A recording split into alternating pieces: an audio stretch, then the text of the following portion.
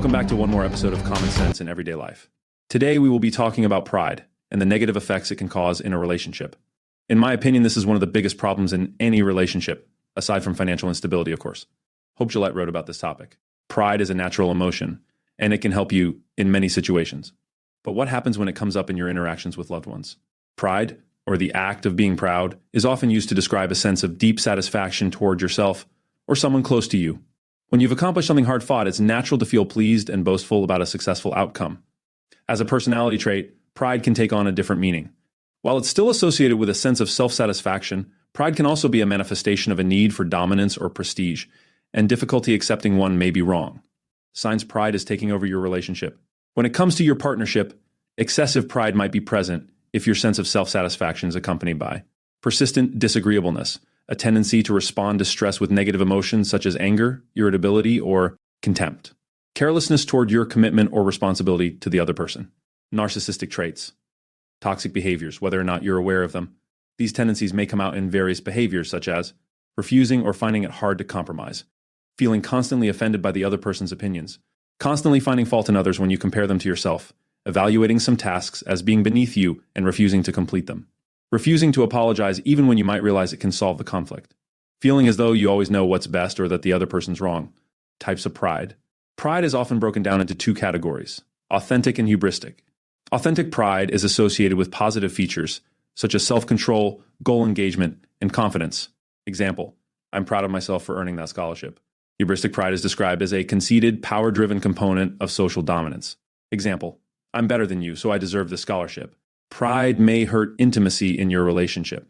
Intimacy means something different for everyone, but it's often built on bonds of trust, communication, compassion, emotional security, affection.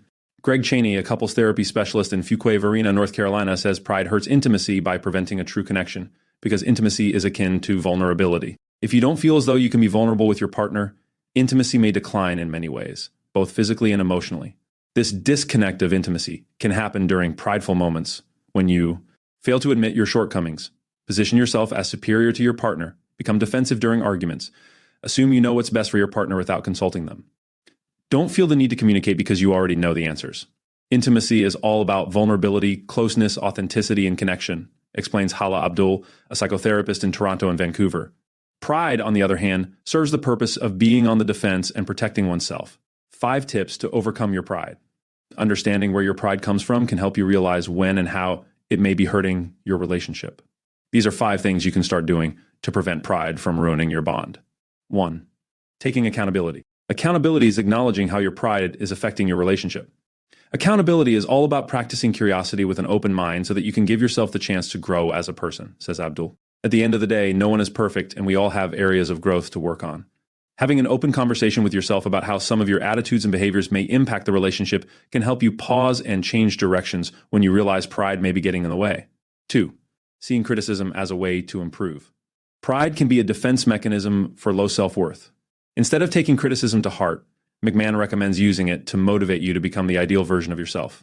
This doesn't mean you deserve to hear harsh or unfair comments.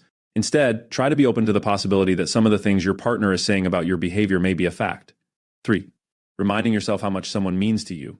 Being prideful doesn't mean you lack emotions. By remembering that you care for someone and want to encourage intimacy in a lasting bond, you can focus on allowing your partner and yourself to be vulnerable, Cheney says. 4. Reflecting on your values. Abdul recommends taking self-awareness a step further and reflecting on your overall values as a person. That way, you can live your life in a values-based way, she says.